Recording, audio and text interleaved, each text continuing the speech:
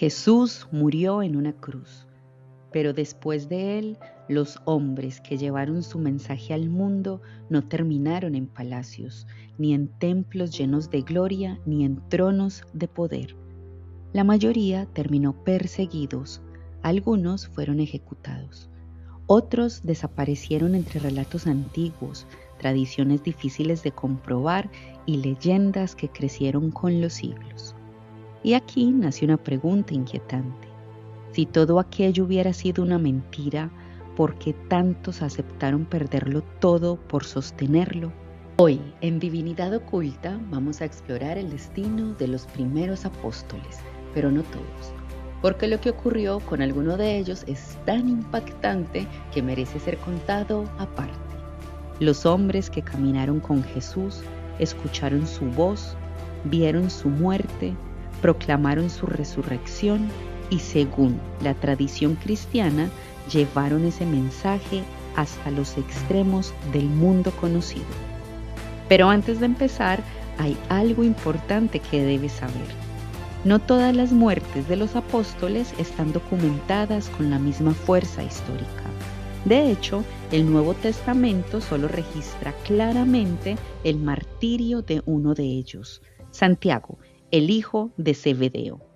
Los demás finales nos llegan por caminos más complejos, tradiciones cristianas antiguas, escritos de los primeros siglos, relatos apócrifos, memorias litúrgicas, leyendas medievales y testimonios transmitidos de generación en generación. Así que en este viaje vamos a hacer algo distinto. No vamos a venderte certeza donde no la hay. Vamos a separar lo que dice la Biblia, lo que cuenta la tradición y lo que permanece en el terreno del misterio. Porque a veces lo más revelador no está solo en saber cómo murieron, sino en entender por qué sus nombres sobrevivieron 2000 años. Después de la cruz. Después de la crucifixión, los discípulos quedaron marcados por el miedo. El maestro había sido ejecutado públicamente. Sus seguidores podían ser señalados. El movimiento parecía haber terminado antes de empezar. Pero algo cambió. Según los textos cristianos, tras la resurrección, los discípulos dejaron de esconderse y comenzaron a predicar en Jerusalén. En el libro de los Hechos aparece una escena clave. El grupo reunido, la ausencia de Judas pesando sobre todos y la necesidad de restaurar el número 12. Porque 12 no era un número cualquiera. 12 eran las tribus de Israel. 12 eran los apóstoles elegidos. 12 era una señal de continuidad, misión y promesa. Por eso Matías fue elegido para ocupar el lugar de Judas. Pero cuando hablamos de los 12 apóstoles, casi siempre hablamos de ese círculo original. Pedro, Andrés, Santiago, Juan, Felipe, Bartolomé, Mateo, Tomás, Santiago, hijo de Alfeo, Judas Tadeo, Simón el Celote y Judas Iscariote. Y sus destinos no fueron iguales. Algunos dejaron huellas más claras. Otros apenas aparecen en los evangelios y otros se convirtieron en símbolos tan poderosos que su muerte terminó siendo más recordada que su vida. Empecemos por el más conocido. Pedro, el pescador que terminó en Roma. Simón Pedro fue impulsivo, intenso, contradictorio. Fue el discípulo que prometió fidelidad absoluta y luego negó conocer a Jesús. Pero también fue uno de los primeros líderes visibles del cristianismo naciente. La tradición lo ubica en Roma, durante el tiempo del emperador Nerón. Y según esa tradición, Pedro murió martirizado, crucificado de una forma distinta a la de Jesús, cabeza abajo. ¿Por qué? Porque según el relato cristiano posterior, Pedro no se consideraba digno de morir del mismo modo que su maestro. Este detalle es poderoso porque transforma una ejecución en símbolo. La cruz invertida, que hoy mucha gente asocia de forma equivocada con lo satánico, durante siglos fue también un símbolo relacionado con Pedro y su humildad ante Cristo. Pero históricamente debemos decirlo con cuidado. El Nuevo Testamento no narra la muerte de Pedro. Lo que tenemos es una tradición antigua y persistente que lo ubica en Roma y lo asocia con el martirio bajo Nerón. Y si ese relato sobrevivió tanto tiempo, fue porque Pedro no era un discípulo más. Era la roca, el hombre que cayó, el hombre que negó y el hombre que, según la memoria cristiana, terminó dando la vida por aquello que una noche tuvo miedo de confesar. Y cerca de Pedro aparece una figura que no fue uno de los 12 originales, pero que cambió el cristianismo para siempre: Pablo. Pablo no caminó con Jesús durante su ministerio público, pero su muerte en Roma quedó unida a la de Pedro en la memoria de la iglesia. Pedro y Pablo terminaron representando dos columnas: el testigo directo y el perseguidor convertido. Uno, pescador de Galilea; el otro, fariseo y ciudadano romano. Dos caminos distintos, un mismo final en la tradición cristiana: Roma. Pero antes de Roma hubo otro apóstol que cayó mucho antes: Santiago el Mayor, el primer apóstol ejecutado. Santiago, hijo de Zebedeo y hermano de Juan, formaba parte del círculo más cercano de Jesús. Pedro, Santiago y Juan estuvieron presentes en momentos que no todos los discípulos vieron: la transfiguración, la agonía en Getsemaní, escenas donde el relato evangélico separa a estos tres del resto. Y de todos los apóstoles, Santiago tiene una particularidad única: su muerte sí aparece en el Nuevo Testamento. El libro de los Hechos dice que Herodes Agripa mandó matar a Santiago, hermano de Juan, a espada. Ese dato lo convierte en el primer apóstol cuya ejecución queda registrada de forma clara en la Biblia. No hay una larga escena dramática, no hay un discurso final, solo una frase breve, seca, casi brutal por su sencillez, y quizá por eso impacta más. Santiago fue eliminado porque el movimiento cristiano ya incomodaba. Su muerte no fue un accidente, fue una señal política y religiosa. El mensaje de Jesús había empezado a ser visto como una amenaza. Pero la historia de Santiago no terminó en Jerusalén. La tradición posterior lo vinculó con España, con Galicia y con el camino de peregrinación más famoso de Europa, Santiago de Compostela. Históricamente esas tradiciones son discutidas, pero espiritualmente revelan algo profundo. El recuerdo de un apóstol ejecutado en Jerusalén terminó moviendo los pies de millones de peregrinos durante siglos. Y aquí aparece su hermano, el único que, según la tradición más extendida, no murió como mártir: Juan, el apóstol que no murió como los demás. Juan es el caso que rompe el patrón. La tradición lo identifica como el discípulo amado, aunque ese punto también ha sido discutido por estudiosos. Se le relaciona con el cuarto evangelio, con las cartas joánicas y con el Apocalipsis, aunque la autoría exacta de estos textos ha sido debatida durante siglos. Pero lo que más llama la atención es su final. Mientras la mayoría de los apóstoles fueron recordados como mártires, Juan fue asociado con una vida larga, con Efeso y con una muerte natural o al menos no claramente martirial. Existen relatos antiguos que dicen que fue arrojado aceite hirviendo y sobrevivió milagrosamente. Otros textos apócrifos cuentan versiones distintas, y algunas tradiciones llegaron incluso a imaginar que no murió como los demás, sino que fue llevado de forma misteriosa. La versión más sobria dice que murió en Efeso, ya anciano. Y eso lo convierte en una figura extraña, porque si Pedro representa la caída y la redención, si Santiago representa el martirio temprano, Juan representa la memoria, el testigo que permanece, el que llega hasta el final. el que mira cómo el pequeño grupo de Galilea se convierte en una fe que empieza a cruzar fronteras.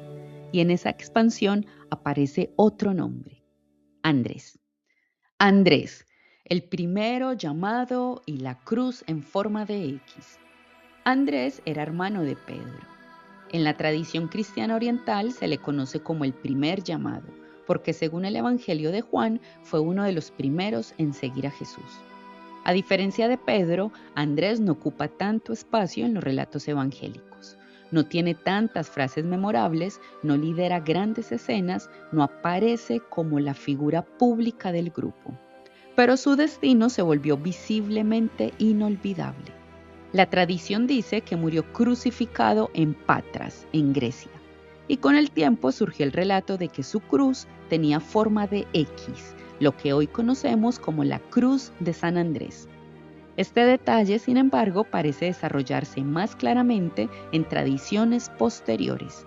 No es algo que podamos probar desde los textos más antiguos con total seguridad, pero el símbolo quedó, una X, no una cruz vertical como la de Jesús, no una cruz invertida como la de Pedro, una cruz abierta en diagonal como si su muerte marcara un cruce de caminos.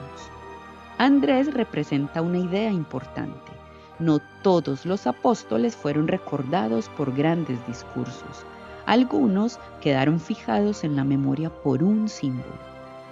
Y ese símbolo, una cruz en forma de X, terminó apareciendo en banderas, escudos e iglesias, mucho después de que aquel pescador de Galilea desapareciera de la historia.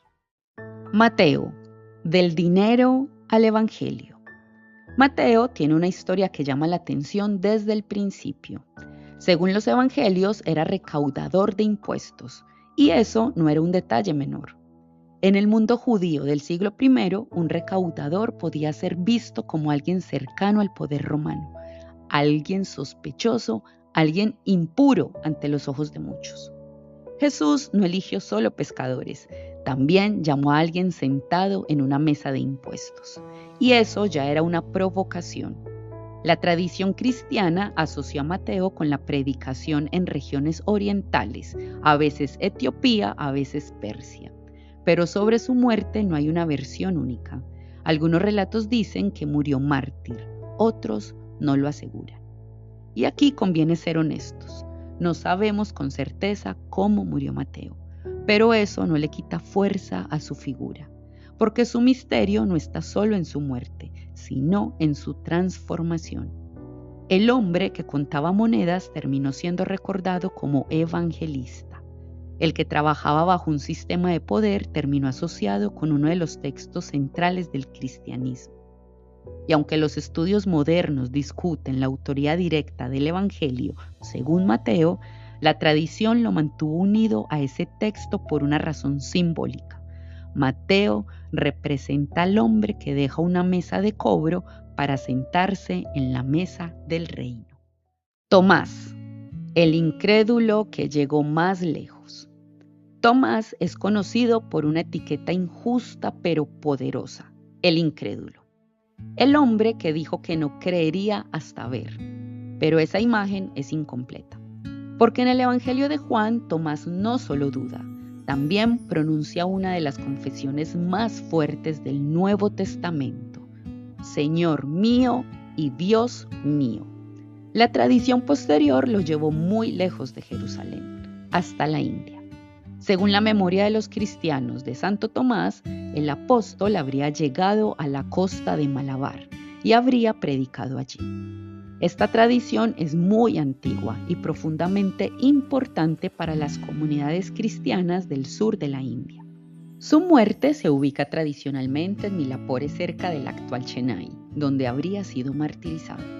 Históricamente hay debate sobre los detalles, pero la existencia de comunidades cristianas antiguas que conservaron su nombre convirtió a Tomás en algo más que el que dudó. Lo convirtió en el apóstol de las fronteras lejanas. Y esto es fascinante, porque muchas veces pensamos en el cristianismo primitivo como un fenómeno que solo avanzó hacia Roma, pero las tradiciones sobre Tomás recuerdan otra dirección, hacia el oriente. hacia Mesopotamia, hacia Persia y hacia India. Si Pedro mira hacia Roma, Tomás mira hacia el otro extremo del mundo antiguo. Y su historia cambia la forma en que imaginamos los primeros siglos de la fe cristiana. Entonces, ¿cómo murieron realmente? La pregunta es inevitable, pero la respuesta no es tan simple, porque lo que hemos visto aquí no es toda la historia.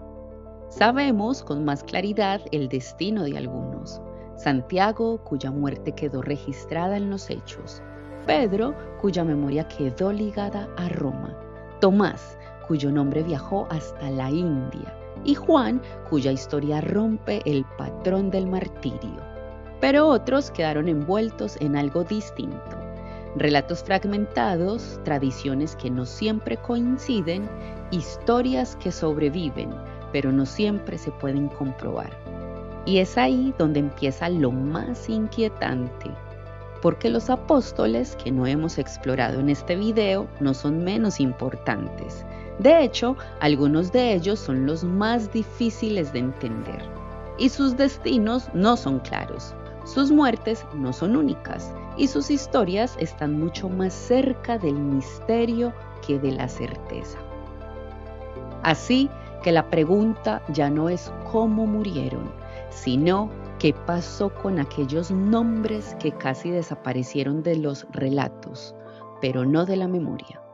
En la segunda parte vamos a entrar ahí, en los apóstoles olvidados, en los relatos más contradictorios y en las muertes más inquietantes de la tradición cristiana.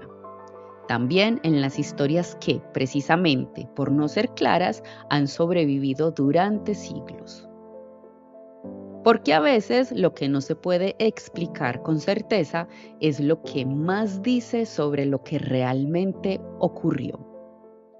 Si este viaje te dejó una pregunta, una duda o una señal, suscríbete a Divinidad Oculta, activa la campanita y déjame tu like para seguir explorando juntos los textos antiguos, los símbolos olvidados y las historias sagradas que todavía guardan secretos. Soy la voz de Divinidad Oculta. Gracias por acompañarme en este viaje al corazón de lo desconocido. Recuerda, la verdad está ahí, pero solo se revela ante quienes tienen el valor de buscarla. Hasta el próximo misterio.